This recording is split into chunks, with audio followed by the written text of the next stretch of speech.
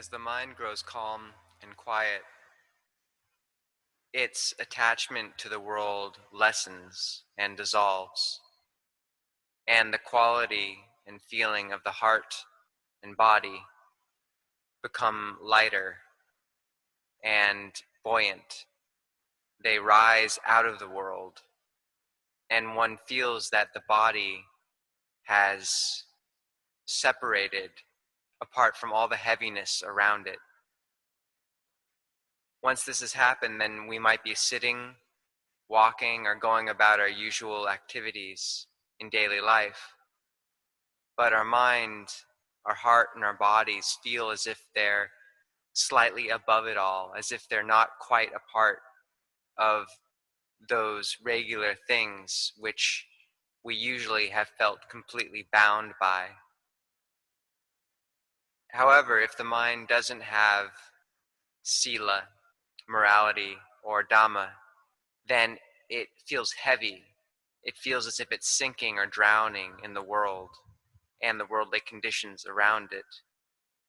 But that mind and heart imbued with sila and Dhamma will rise as if it's a deva, or the heart of a heavenly being. It'll experience lightness. And these three aspects of merit, that coming from dana or giving, from sila or morality, and from bhavana or practice, work together to lighten the body's quality and the mind's quality in this way. The Buddha also developed these, but further advised that we contemplate with wisdom what this world really is, namely the four elements of earth, water, fire, and air. That the body, in reality, our form, what we're so attached to, is really just these four elements bound and gathering together for a brief moment in time.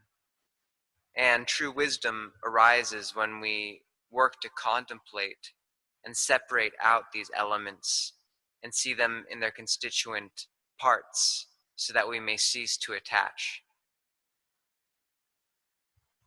Similarly, we can contemplate this body in terms of the 32 parts of the body. We can ask ourselves, is this blood which runs through our veins, is this us? Is this me? Is this mine? We can ask the same about the 5 external parts of the body that we can see easily: nails, skin, hair of the head, hair of the body, and teeth. The Buddha contemplated like this as well and saw his body as not his to lay claim to, as not his to identify with.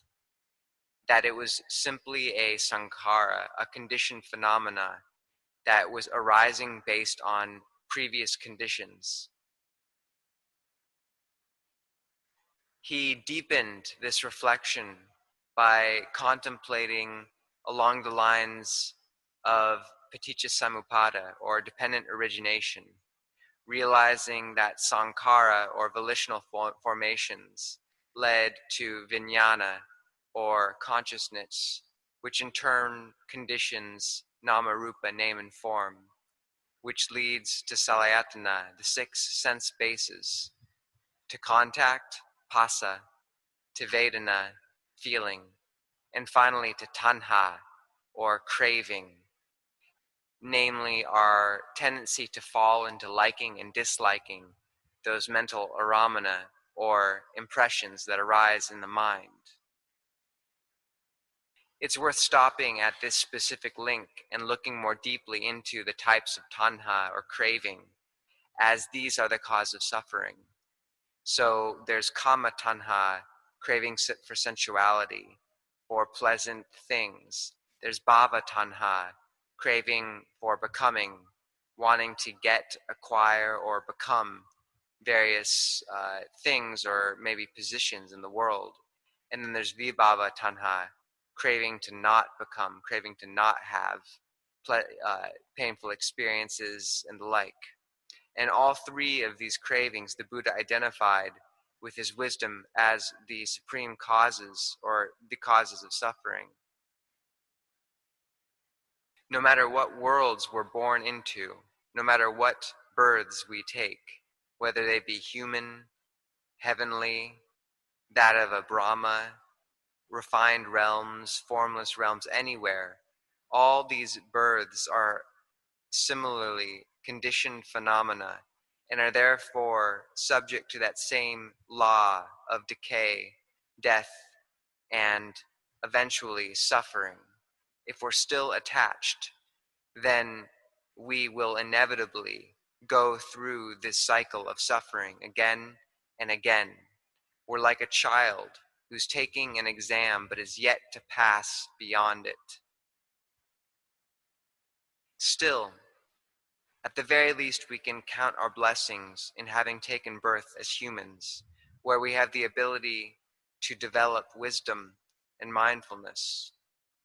Those born as animals do not have this ability.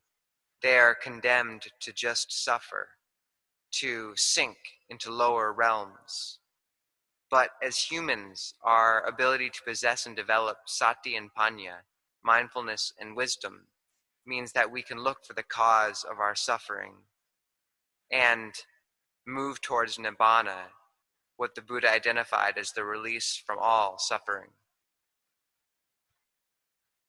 So the path to doing this, once again, goes along the lines simply of dana, giving, sila, ethics, and bhavana, or practice. And the letting, we can practice very practically with various conditions and contemplations that match and balance our particular character type.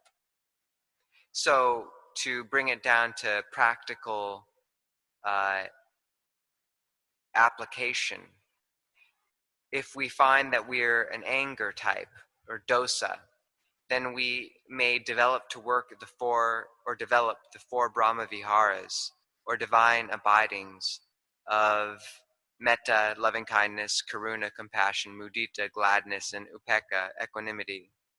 And these four Brahma Viharas, or boundless abidings, will help little by little soften our anger.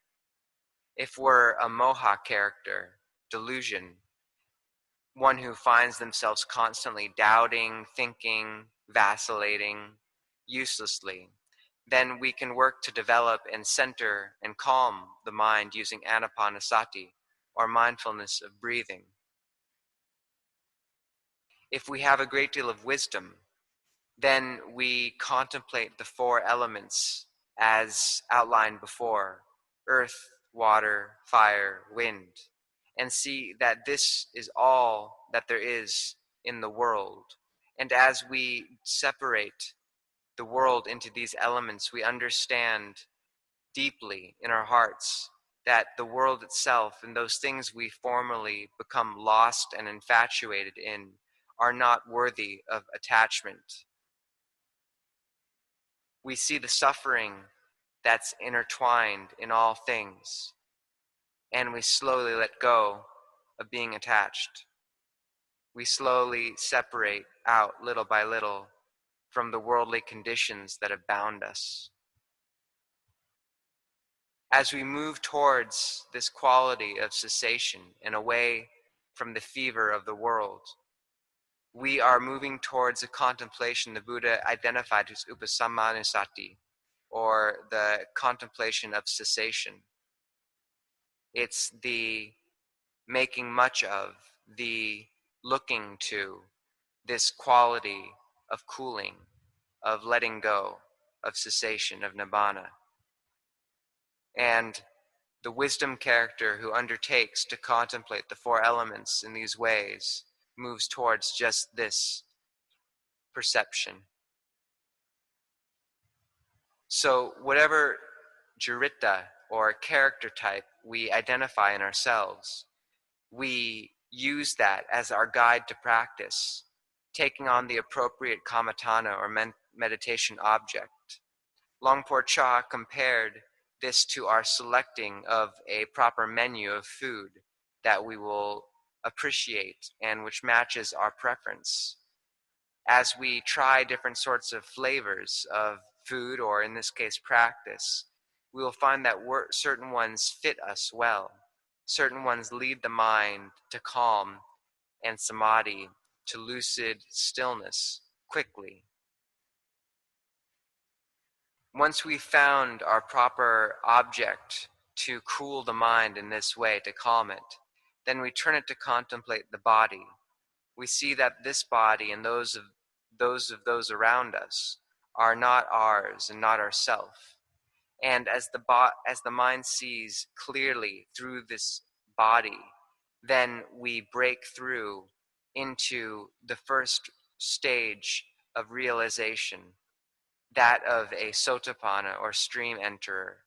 And this breakthrough indicates our movement towards and into the lineage of the Aryans, or noble beings. We have attained the first stage of awakening.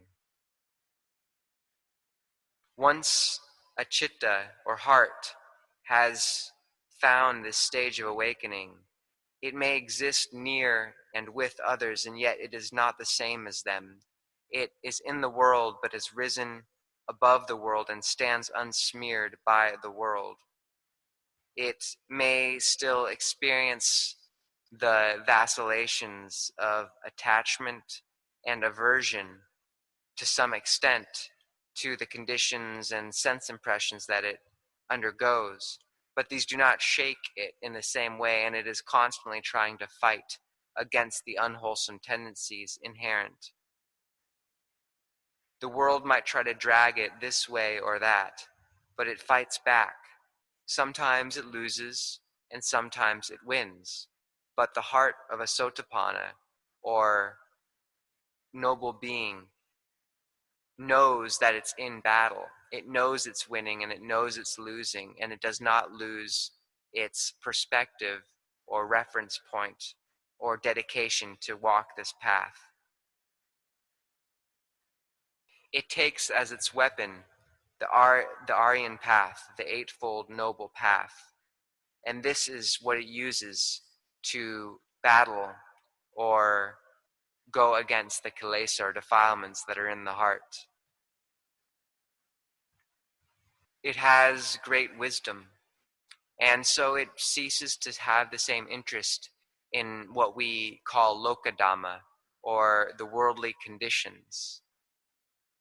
These it perceives as only turmoil, as restless and empty conditions. And as it begins to separate away from such bonds and heaviness, it more and more abides in a sense of rapture or piti, an almost otherworldly sense of well-being.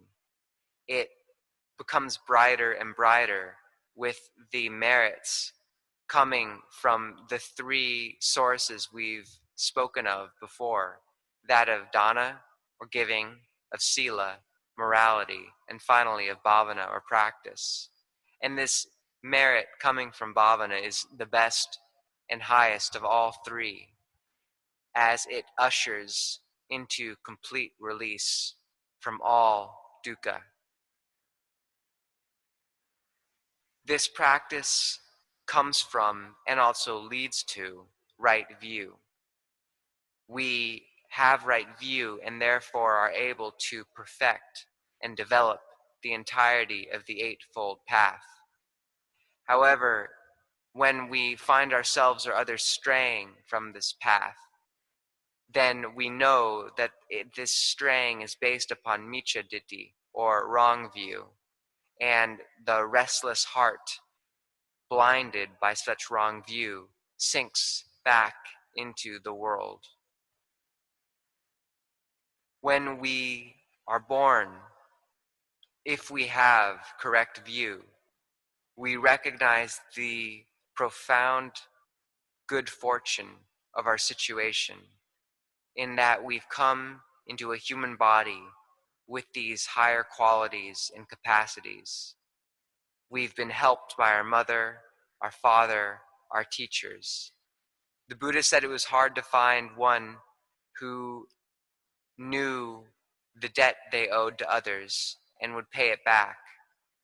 And we should reflect how much of a debt and how grateful we should be for the help of those in our lives who have given us the most. Not simply our mother and our father, who have given us an immense gift through raising and teaching us, but also to the Buddha himself, the teacher who laid down this path to us. And as we reflect in this way with right view, the citta, the heart, rises to that of a divine being. So the heart that is imbued with such goodness and brightness continues and delights in doing good.